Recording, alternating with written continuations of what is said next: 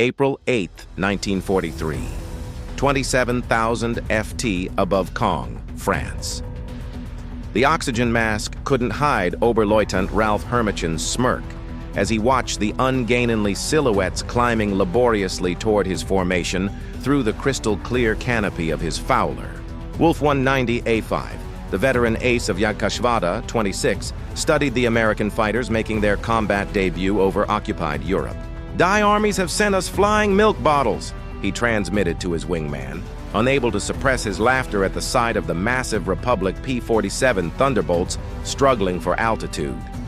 Below them, 16 P-47C Thunderbolts of the 4th Fighter Group lumbered upward in tight formation, their 2,000 horsepower Pratt & Whitney R-2800 double Wasp engines straining against their 7-ton weight. To German pilots accustomed to the sleek Spitfires and nimble Soviet fighters, these corpulent American machines appeared almost comical. Barrel-shaped fuselages topped with greenhouse canopies, wings that seemed too small for their massive bodies, propellers that dwarfed anything in the Luftwaffe inventory. What Hermicchen didn't know, what none of the German pilots circling like wolves above could have imagined, was that they were witnessing the arrival of the weapon that would systematically destroy the Luftwaffe's fighter arm. Within 18 months, these flying milk bottles would transform from objects of derision into instruments of terror, their 8.2 Browning machine guns becoming the most feared sound in German skies. The mathematics of destruction were already loaded in those broad wings. 3,400 rounds of ammunition, a combined rate of fire of 6,000 rounds per minute, enough concentrated firepower to score a mess in half in less than 2 seconds. The transformation began that April morning when Major Donald Bully, commanding the 335th Fighter Squadron, spotted the German formation positioning for attack. The former Eagle Squadron veteran, who had transferred from RAF Spitfires just weeks earlier, understood what his men didn't yet know: that survival in the P-47 required abandoning everything they thought they knew about air combat. The Thunderbolt represented a radical departure from conventional fighter design philosophy. While the Germans had pursued lightweight interceptors optimized for climb and turn performance, Republic Aviation had created something unprecedented: a high-altitude juggernaut that used mass, power, and firepower to redefine the rules of aerial warfare. Among the 56 American pilots spread across the French sky that morning were men who would become legends, future aces whose names would strike fear into Luftwaffe hearts. But on April 8, 1943, they were novices in an untested machine, facing the most experienced fighter force in the world. The Germans had been fighting continuously since 1939, with veterans of Poland, France, Britain, and Russia. The Americans had been in combat for exactly 0 days. This story is about how industrial logic defeated tactical brilliance, how quantity and quality merged into overwhelming superiority, and how German pilots' laughter turned to terror as they discovered what synchronized Browning machine guns could do to an aircraft at 400 YD. The Republic P-47 Thunderbolt had emerged from a June 1940 panic. As German fighters swept across France, Alexander Carver, Republic Aviation's Georgian-born chief designer, received urgent specifications from the U.S. Army Air Force. They wanted a high-altitude interceptor capable of matching the Luftwaffe's best. What Cartelli designed instead was a monster that redefined the possible. "It will be a dinosaur," Cartelli admitted to his design team, "but it will be a dinosaur with good proportions." The XP-47B prototype that first flew on May 6, 1941, shocked everyone who saw it. At 9,900 empty, it weighed 65% more than its predecessor, the P-43 Lancer. The massive turbo-supercharger system, with its complex ducting running through the rear fuselage, gave it an almost pregnant appearance. Test pilots approaching it for the first time invariably asked the same question: "This thing actually flies." Not only did it fly, it flew like nothing else at altitude. The Pratt & Whitney R-2800 double Wasp engine, an 18-cylinder radial producing 2,000 horsepower, could maintain full power at $27,000 FT where German fighters gasped for air. The turbo-supercharger, fed by exhaust gases, delivered sea-level performance in the stratosphere, where the air was too thin for conventional superchargers. Major Hubert Hub Zickay, commanding the 56th Fighter Group training at Bridgeport, Connecticut, initially despised the aircraft. His unit lost 18 pilots and 41 aircraft in training accidents between September 1942 and January 1943. The P-47 killed more Americans in training than Germans would in the first months of combat. Its ground looped on landing, torque rolled on takeoff, and dove with such enthusiasm that pilots discovered compressibility, their controls freezing as shock waves formed on the wings. But those who mastered it discovered something extraordinary. Lieutenant Robert Johnson, a farm boy from Oklahoma who would become one of America's top aces with 27 victories, described his first flight. It was like strapping yourself to a locomotive. The power was unbelievable. You didn't fly it, you aimed. The first combat encounters in April and May 1943 confirmed every German prejudice. The P-47s couldn't turn with the Fowler Wolf 190s, couldn't climb with the Messerschmitt 109s, couldn't match their nimble handling at medium altitudes. Luftwaffe pilots quickly developed tactics to exploit these weaknesses, attacking from below where the heavy Thunderbolts struggled, forcing turning fights where agility mattered more than firepower. Hutchman Isef Pips Priller, commanding officer of Yakashvata 26, reported to headquarters after his first encounter.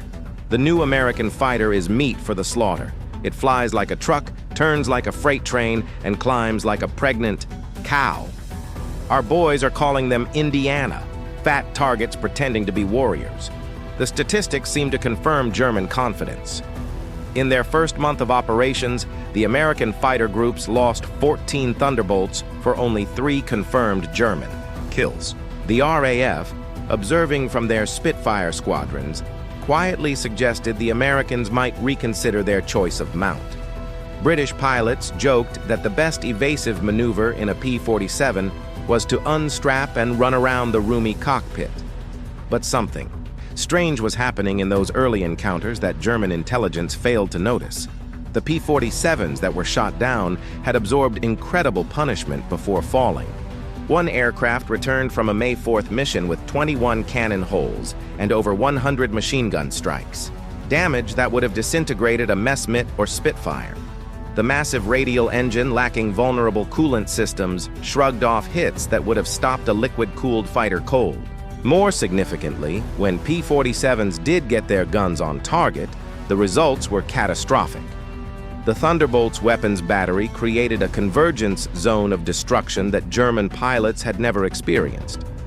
Unlike the rifle-caliber weapons of early warfighters or the cannon with limited ammunition, the American fighter could maintain sustained fire for over 30 seconds, an eternity in aerial combat. The event that would begin changing German perceptions occurred on June 26, 1943, over Lazo, France. It involved Second Lieutenant Robert S. Johnson of the 61st Fighter Squadron and an encounter that would become legendary on both sides of the conflict. Johnson's formation of 48 P-47s was returning from escort duty when they were bounced by 16 Fowler Wolf 190s from 2AGES-26 led by headman Wilhelm Ferdinand Galland, younger brother of the famous Adolf Galland. The Germans executed a perfect attack, diving from the sun with overwhelming speed advantage. Johnson's Thunderbolt, flying at the rear of the formation, was caught in the crossfire of multiple attackers, taking catastrophic damage in the first seconds of combat. 21 20mm cannon shells exploded across his aircraft. The canopy shattered. Hydraulic fluid sprayed into the cockpit. The engine cowling was torn away and fire erupted behind the instrument panel. Johnson, wounded in the nose and leg by shrapnel and bullet fragments, tried to bail out but discovered the canopy was jammed. A 20mm shell had exploded in the canopy track, welding it shut. He was trapped in a dying aircraft at $27,000 FT. What happened next defied every assumption about combat damage tolerance. Despite having no forward visibility through the oil-covered windscreen, a barely functioning engine that shook violently, and controls that responded only intermittently, Johnson managed to level the aircraft and point it toward England. The P-47 continued flying with damage that would have reduced any other fighter to falling debris. Then it got worse. A lone Focke-Wulf 1-190, flown by an unknown pilot from 2JG-26, discovered the crippled Thunderbolt limping toward the channel at less than 170 mm. Historical research has never definitively identified this pilot, though several names have been proposed based on German combat reports from that day. What followed was one of the most extraordinary encounters in aerial warfare history. The German pilot positioned himself behind Johnson's P-47 and opened fire with his 420mm cannon and two 13mm machine guns. Johnson, unable to evade, could only huddle behind his armor plate and pray. The Thunderbolt absorbed the entire cannon ammunition load. Then the German repositioned and fired again, this time with only his machine guns. The cannon ammunition exhausted, the German pilot pulled. Alongside, staring in disbelief at the flying wreck, Johnson could see his face clearly. Young, blonde, his expression shifting from confidence to confusion to something approaching fear. The German repositioned and emptied his remaining machine gun ammunition into the Thunderbolt. Still, it flew. He pulled alongside again, shook his head in apparent amazement, gave an informal salute and peeled away, presumably out of ammunition. Johnson's P-47 landed at Manston with its engine failing on the runway. The crew chief stopped counting bullet holes after reaching 200. One cannon shell had exploded inches from Johnson's head. Another had detonated against the armor plate behind his seat. The engine had taken direct hits. The control cables were partially severed. 3 of the 4 main longerons, the structural backbone of the fuselage, were shot through. Yet the aircraft had brought him home. The survival of Johnson's aircraft sent shock waves through both air forces. American engineers studying the wreckage realized they had underestimated their own creation. German intelligence receiving combat reports from the 2nd section of Jägerschwader 26 initially refused to believe it. No aircraft could absorb that much punishment, but testimony from multiple pilots confirmed the impossible. The Thunderbolt had taken everything the Luftwaffe's best fighter could deliver and survived. By July 1943, American pilots were learning to exploit the P-47's true strengths. Lieutenant Colonel Hubert Zena, the 56th Fighter Group commander, had discovered the secret through brutal trial and error. Don't turn with them.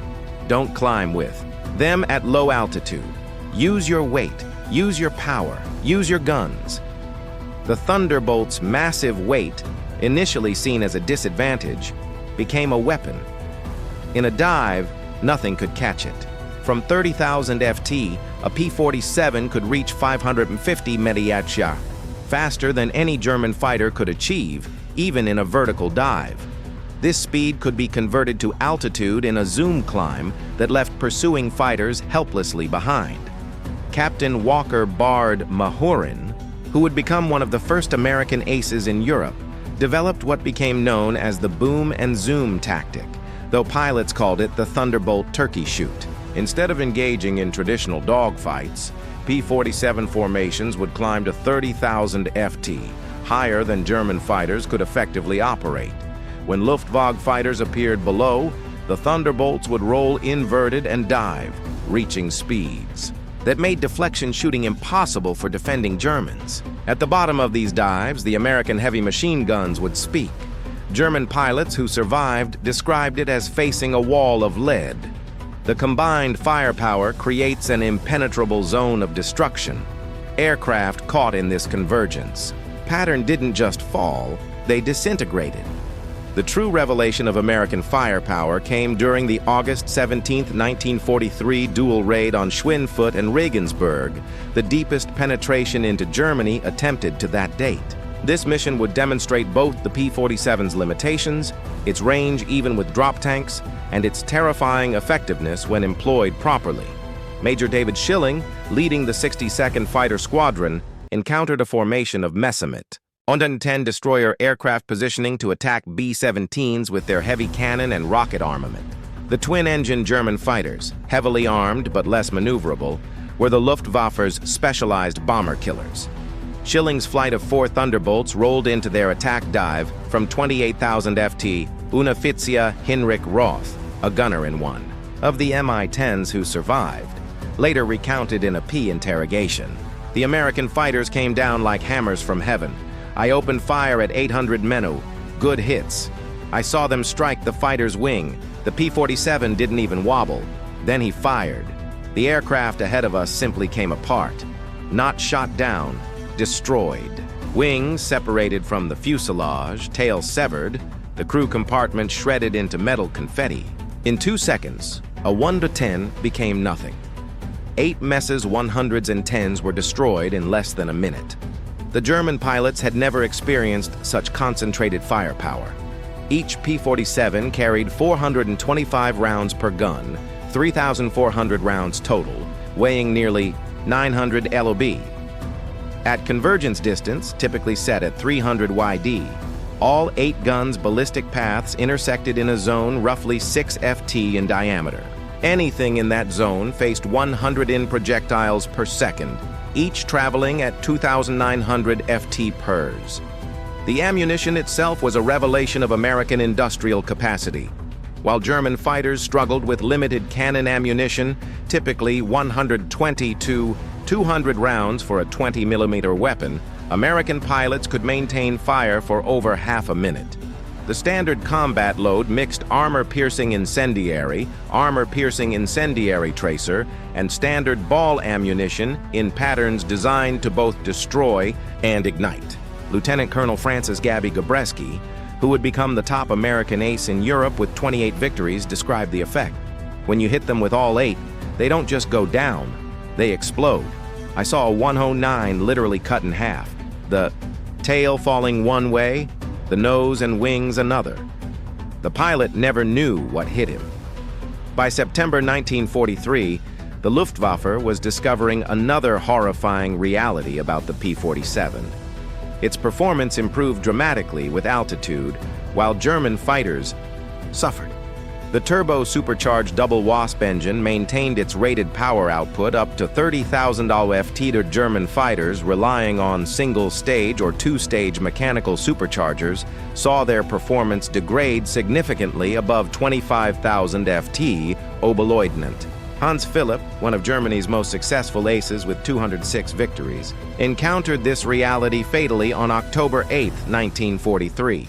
Leading Jagdgeschwader 1 against a B-17 formation at 28,000 FT over Bremond, Philipp found his Fowler Wolf 190A6 sluggish and unresponsive in the thin air. The BMW 801 engine, powerful at medium altitudes, was gasping for oxygen nearly 6 miles above the Earth. When P-47s of the 56th Fighter Group dove on his formation from 32,000 FT, the German fighters were sitting ducks. Robert Johnson, now an experienced combat pilot on his way to ace status, was flying at 31,000 FT when he spotted Philipp's distinctive Focke-Wulf with its elaborate nose art. Johnson's combat report was clinical. Opened fire at 300 YD, 30-degree deflection. Observed strikes along the entire fuselage. Enemy aircraft exploded. No parachute observed. Philipp's death sent shockwaves through the Luftwaffe. If one of their best, a man who had survived over 500 combat missions on both Eastern and Western fronts, couldn't survive against the Thunderbolts, what chance did average pilots have? The German High Command ordered an immediate investigation into the P-47's capabilities. The report delivered to Reich Marshal Hermann Göring in November 1943 was sobering. The Thunderbolt service ceiling exceeded 42,000 FT, higher than any German fighter could reach. Its dive speed approached the sound barrier. Its armor included a 3/8 in steel plate behind the pilot, 1-2 in bulletproof glass windscreen, and armored deflection plates around the engine. Most disturbingly, its rugged construction allowed it to absorb damage that would destroy 3 conventional fighters and still return home. In January 1944, a new variant of the P-47 began arriving in England that would complete the transformation from laughingstock to nightmare. The P-47 D-22 featured a Hamilton standard hydrostatic propeller with paddle blades, 13 ft in diameter, with broad chord blades that bit into the air like massive ones. The improvement in climb rate was immediate and dramatic. Where earlier Thunderbolts had climbed at an anemic 2,200 ft per minute at sea level, the paddle blade variants could achieve 3,000 ft per minute, matching or exceeding German fighters at most altitudes. The massive propeller also improved acceleration, allowing P-47s to build energy faster in level flight. Headman Heinz Knocker of Jagdschade 11, a veteran with over 200 combat missions, encountered the new variants in February 1944 during a bomber interception near Hanover. He wrote in his combat diary, "The fat American fighters have learned to climb. We bounced a formation near Hanover, expecting our usual advantage. They turned into us and climbed with us. When we tried to disengage, they followed us up to 30,000 ft. Schmitt was caught and blown apart. Nothing left but smoke and fragments." These are not the same machines we laughed at last year. The paddle blade propeller did more than improve performance. It changed the sound of the Thunderbolt. The distinctive, thundering roar created by the blade tips reaching supersonic speeds could be heard from miles away. German ground troops reported being able to identify approaching P-47s by sound alone. A deep, threatening rumble that meant death from above. They began calling it Donnerschlag thunderclap. By March 1944, P-47s equipped with external fuel tanks could escort bombers deep into Germany. The standard configuration carried 2 108-gal wing tanks, or a 75-gal belly tank, extending range to over $1,000 mi. With the paddle blade propeller providing improved performance even when loaded, Thunderbolts could fight on equal terms immediately after dropping tanks. The Luftwaffe's response was to concentrate on the bombers, hoping to inflict enough losses to stop the American daylight campaign. But this required flying through the P-47 escort screen, an increasingly suicidal proposition. German pilots developed a grudging respect that bordered on fear for the big American fighters. Major G.A. Rahl, one of Germany's top aces with 275 victories, mostly on the Eastern Front, survived an encounter with P-47s on March 6, 1944 that left him badly wounded. He later recalled in a post-war interview, "We saw them above us, fat silhouettes against the sun. Someone laughed and said, 'Here come the flying pigs.' Nobody was laughing 30 seconds later. They came down like an avalanche, faster than we could react." The first pass destroyed 3 of our fighters, just gone, transformed into burning debris. Their guns didn't fire in bursts like ours. They poured out solid streams of fire. Getting caught in that stream meant instant death. The escort missions revealed another P-47 advantage: endurance. While German fighters operated at maximum power settings that consumed fuel rapidly, the big American radials could cruise efficiently at high altitude. Thunderbolts could remain with the bombers for hours, rotating top cover while maintaining enough fuel for combat and return. As more P-51 Mustangs arrived to take over long-range escort duties in spring 1944, P-47 units increasingly focused on ground attack, a role that would make them the most feared aircraft in the German arsenal. The transition began in earnest in April 1944, as the Allies prepared for the invasion of France. The Thunderbolt's heavy machine gun battery proved equally effective against ground targets. The standard armor-piercing incendiary ammunition could penetrate the top armor of most German vehicles, while the sheer volume of fire could destroy soft targets in seconds. A two-con burst put 160 half-inch projectiles into a target area the size of a truck. But it was the addition of bombs and rockets that transformed the P-47 into a true multi-role monster. The D-25 variant could carry two 1,000 LLB bombs under the wings, and a 500-pounder under the fuselage, a bomb load equal to early war medium bombers. Later variants added zero-length rocket stubs for 10-5 and high-velocity aircraft rocket HVRs, each equivalent to a 105mm artillery shell. Oberst Hans von Luck, commanding the 125th Panzer Grenadier Regiment during the Normandy campaign, experienced P-47 ground attacks firsthand. They came in low, so low you could see the pilots' faces. The sound was terrifying. Engines roaring, rockets screaming. Then the hammer of those heavy machine guns. A column of our trucks simply ceased to exist. 20 vehicles transformed into burning wreckage in one pass. The psychological effect on the men was devastating. They called them Jabos, fighter bombers. But these were something beyond that. They were flying artillery with the accuracy of snipers. On June 6, 1944, the Luftwaffe discovered how completely the balance of power had shifted. Over 500 P-47s provided air cover for the invasion, creating an impenetrable umbrella over the beaches. German fighters attempting to reach the landing zones were massacred. Oberleutnant Wolfgang Fischer of Jagdschade, one of only 3 German pilots to reach the beaches that day, reported the sky belonged to the Americans. Thunderbolts were stacked from sea level to 30,000 FT. We tried to break through at dawn. 12 fighters from our group. I was the only one to return. The P-47s were waiting at every altitude. You couldn't climb over them, couldn't dive under them. Their guns turned our fighters into aluminum rain. In the weeks following D-Day, P-47s systematically destroyed German movement in daylight. The statistics were staggering. In June alone, 9th Air Force Thunderbolts claimed 651 locomotives, 3,147 trucks, 512 tanks and armored vehicles, and 4,553 horse-drawn vehicles destroyed. The Wehrmacht was forced to move only at night, severely hampering their ability to respond to Allied advances. The Germans tried everything to counter the Thunderbolt threat.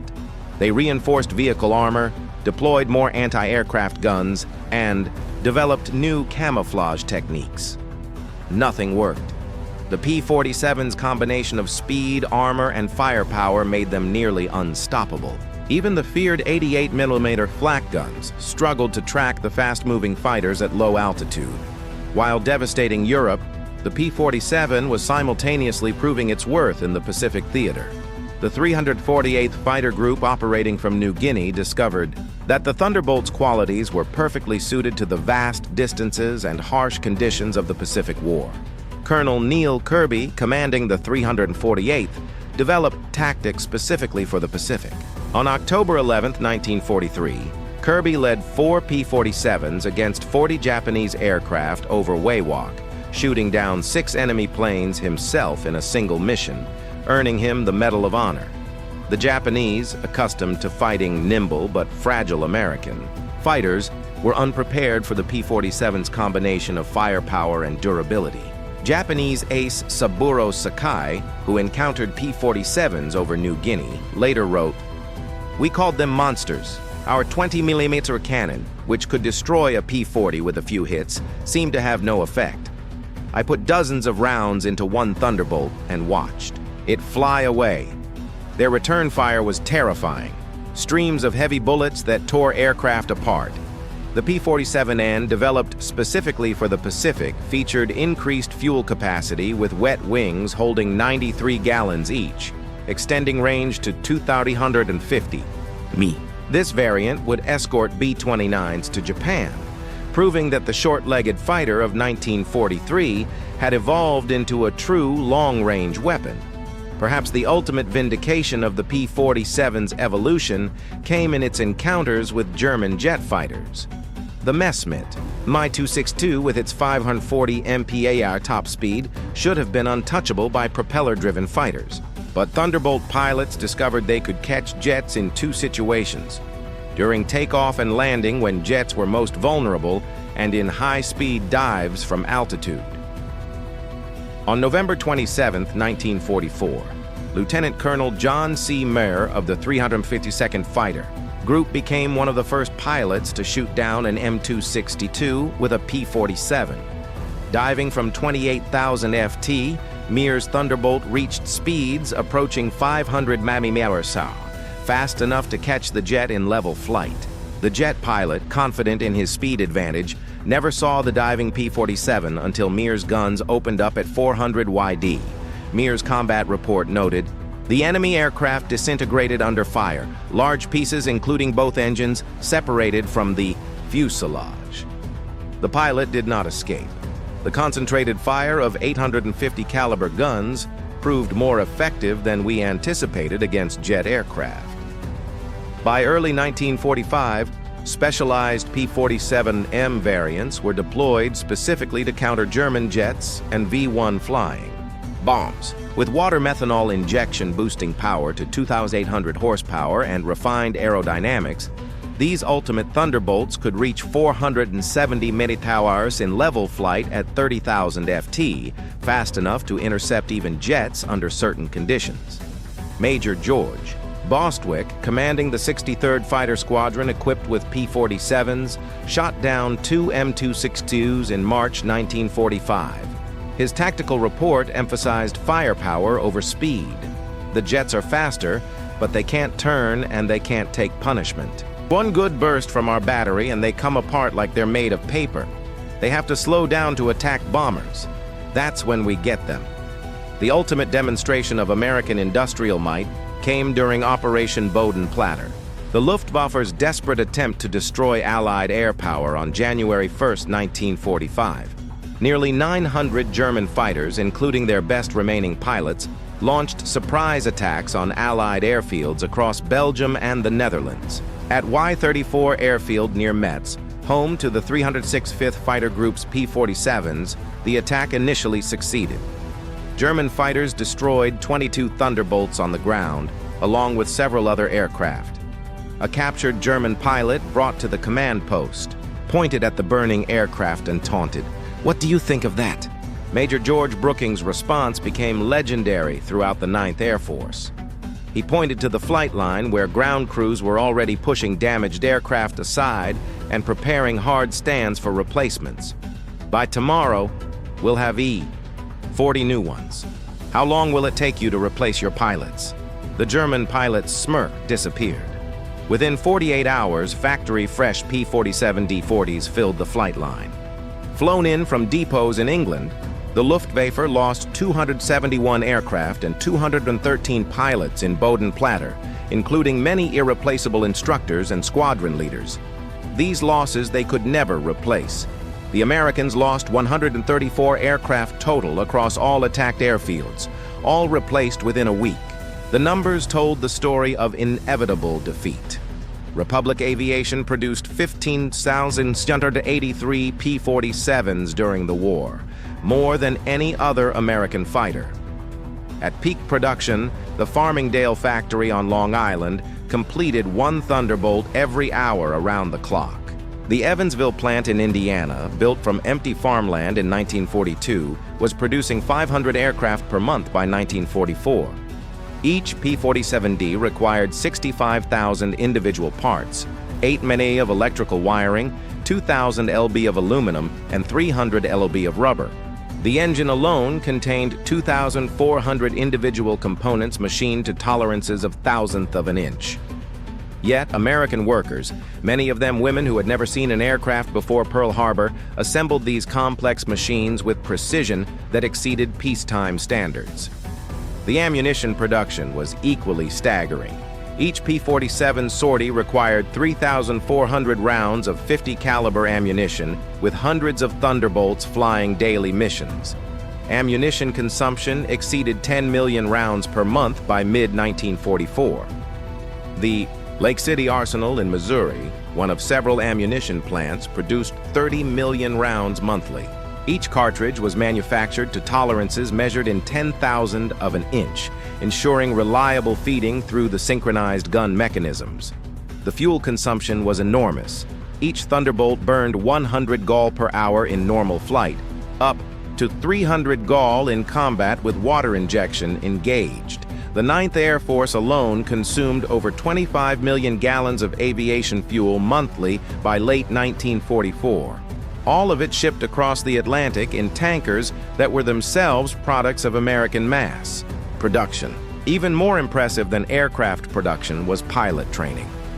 By 1944, the United States was graduating 30,000 pilots annually from advanced training, more than Germany had trained in the entire war. Each P-47 pilot received a minimum of 400 hours of flight training before entering combat, including 100 hours in advanced fighters. German pilots, by contrast, were entering combat with less than 100 hours total time by war's end. The quality showed in combat. American pilots arrived in Europe trained in formation flying, instrument navigation, gunnery, and tactics. They had practiced against captured German aircraft, understanding their enemy's capabilities and limitations. They knew their aircraft systems intimately, having studied technical manuals that German pilots never received. Lieutenant Eugene Roberts, arriving in England in September 1944, exemplified the American training advantage. I had 420 hours in my logbook, including 75 hours in the P-47. I'd fired at towed targets, practiced deflection shooting, studied gun camera film from actual combat. On my first mission, I knew exactly what to do. The German pilot I faced couldn't have had half my experience. It wasn't even a fair fight. In March 1945, Oberstleutnant Esef Priller, the same pilot who had mocked the P-47s as pregnant cows 2 years earlier, was interviewed by German propaganda officials seeking to boost morale. His statement deemed too demoralizing, for publication revealed the complete transformation in German attitudes. The Thunderbolt is the best fighter bomber ever built. Its firepower is unprecedented. Weapons that never jam, never overheat, never run out of ammunition in normal combat. It carries bombs like a medium bomber, fires rockets like artillery, and fights like a fighter when needed. But beyond the machine is what it represents. Unlimited American production. They lose 10, they build 20, we lose 1, it's gone forever. Their pilots arrive better trained than our instructors. They have fuel for training, ammunition for practice, spare parts for everything. We have nothing but courage. And courage without resources is just delayed defeat. We laughed at them in 1943. We're not laughing now. When you hear those guns, you know death has come calling. The sound haunts us. Mechanical, precise, unstoppable. Like everything American, it's about overwhelming material superiority.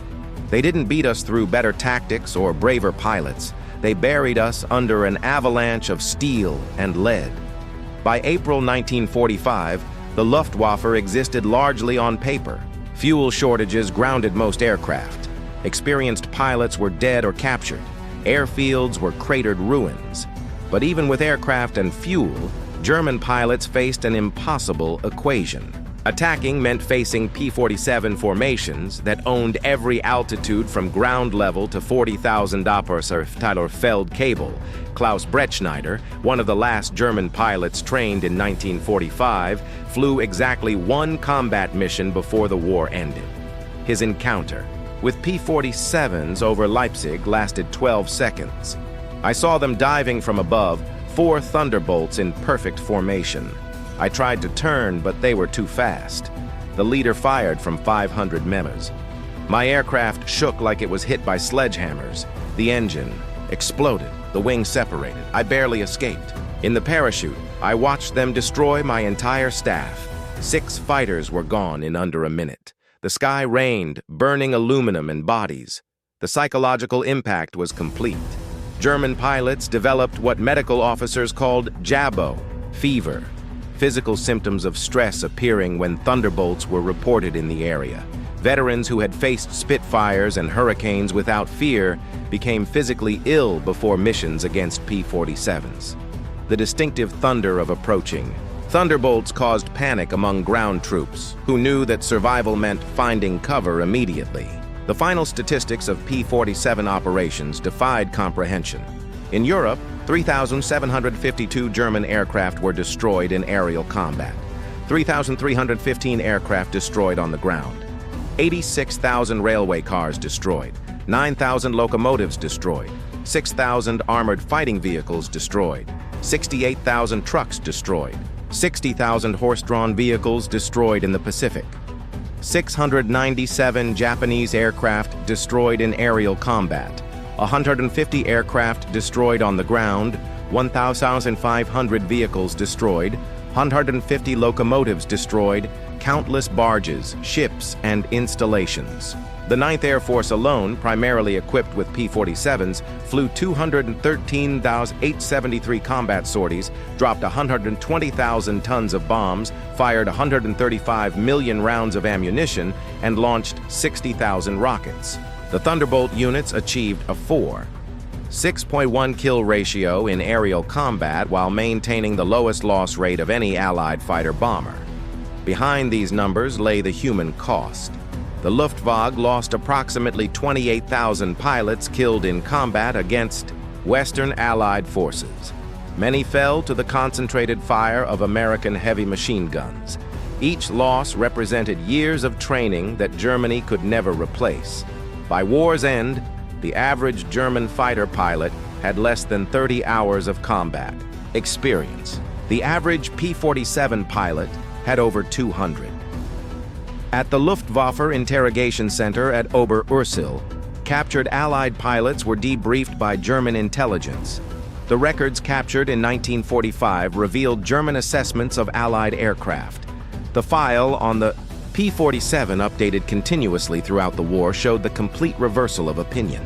April 1943. Large, unmaneuverable fighter, inferior to German types in all performance parameters except dive speed. Machine gun armament is insufficient against cannon-armed fighters. Assessment minimal threat. December 1943. Exceptional high. Altitude performance. Extreme structural strength. Firepower increasingly problematic. Pilots showing improved tactics. Assessment. Significant threat above $25,000 FT June 1944. Dominant fighter bomber. Superior to all German types above $20,000 FT firepower, devastating against all target types. Structural strength makes shooting extremely difficult. Assessment. Critical threat at all altitudes. March 1945. Best fighter bomber of the war. Combination of firepower, durability, and performance unmatched. Pilot quality, exceptional assessment, unsurvivable in direct engagement. In 1985, at a reunion of German and American fighter pilots in Phoenix, Arizona, former adversaries met in peace. General Lieutenant Adolf Galland, former head of the Luftwaffe fighter arm, was asked about the P-47. His response, recorded on video, captured the complete transformation. "We made a terrible mistake in 1943. We saw this big, heavy fighter and laughed. The Americans don't understand air combat. We said they built a bomber and called it a fighter. We were the ones who didn't understand. The Americans didn't try to build a European fighter. They built an American one designed around production, firepower, and survivability. They understood that in a war of attrition, the plane that could take punishment and deliver devastating firepower would win. They were right. The first time I flew a captured P-47 after the war, I understood everything. The power was incredible. It climbed like it was falling upward. The cockpit was comfortable, the visibility excellent, the controls precise. It was a pilot's aircraft wrapped in armor. But what really impressed me was realizing that America built over 15,000 of these complex machines while fighting a two-ocean war. Each one required an engine more complex than anything Germany produced. Yet they built them faster than we could build simple fighters. That's when I knew we never had a chance. Those guns, we called them Roosevelt's piano because of the sound they made. Once you heard that sound, you never forgot it. Many of my friends heard it for the last time. The P-47 didn't just defeat the Luftwaffe, it destroyed it. The P-47's design represented American industrial philosophy perfectly. Brute force engineering backed by unlimited resources. Every component was overbuilt, overpowered, and over-engineered. The wing spars could support 40,000 lb, 3 times the aircraft's loaded weight. The engine mount could withstand 12 draft forces. The control cables were doubled throughout, with automatic backup systems. The ammunition feed system alone was a marvel of engineering. 8 separate ammunition boxes, each holding 425 rounds, fed through electric boost motors to prevent jamming during hygiene maneuvers. The guns were electrically heated to prevent freezing at altitude. Each gun had its own charging mechanism and could be individually synchronized. The convergence was adjustable from 150 to 400 WLD, allowing pilots to optimize for their preferred engagement range.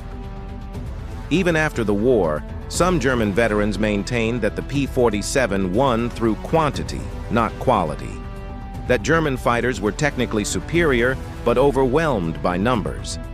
The combat records tell a different story. In engagements where numbers were equal, P-47s consistently prevailed. The heavy machine gun armament, dismissed as inferior to cannon, proved more effective in actual combat. Analysis of gun camera footage revealed why cannon shells, while individually more destructive, required precise aim and had limited ammunition, typically 120 to 200 rounds total. The P-47's weapons created a probability cloud of bullets that guaranteed hits even with imperfect aim. At typical engagement ranges, a two-conned burst put at least 20 rounds into a fighter-sized target, enough to ensure destruction. The ammunition itself was superior. American .50 caliber armor-piercing incendiary rounds used a delayed action fuse that ensured penetration before detonation. The incendiary compound burned at 3,000 degree F, hot enough to ignite aluminum structure. German 20mm shells, while heavier, often exploded on surface contact, causing spectacular but sometimes superficial damage. The P-47 Thunderbolt remains the heaviest single-engine piston fighter ever mass-produced. Its empty weight of 10,000 lb exceeded the gross weight of some twin-engine fighters. Its engine produced more power than entire bomber formations from the previous war. Its weapons delivered more firepower than a squad of infantry. Yet it was built by the thousands, flown by kids barely out of high school, and maintained under combat conditions by mechanics who learned their trade in weeks. The transformation of German opinion from mockery to terror took less than 2 years. In that time, the flying milk bottle became the most feared aircraft in the Luftwaffe's experience. Veterans who had faced Spitfires, Hurricanes, and Soviet Yaks, without flinching, spoke of P-47s in hushed tones decades after the war. At the United States Air Force Museum in Dayton, Ohio, a restored P-47D sits among other legendary fighters. Its placard lists specifications and battle honors, but the real story is told by a small display case containing spent Latran .50 caliber shells and a strip of gun camera film showing a faulty Wolf 190 disintegrating under fire. Below the display is a quote from an unnamed German pilot taken from a 1945 interrogation report. "We laughed when we first saw them. Fat, ugly American fighters that couldn't turn, couldn't climb, couldn't fight. We stopped laughing when we realized they didn't need to turn or climb. They just pointed those guns at you and you ceased to exist." The laughter died with our comrades. The P-47 Thunderbolt entered combat as an object of derision and ended the war as an instrument of annihilation. In between, 8 synchronized Browning machine guns rewrote the rules of aerial warfare and buried the Luftwaffe under an avalanche of lead.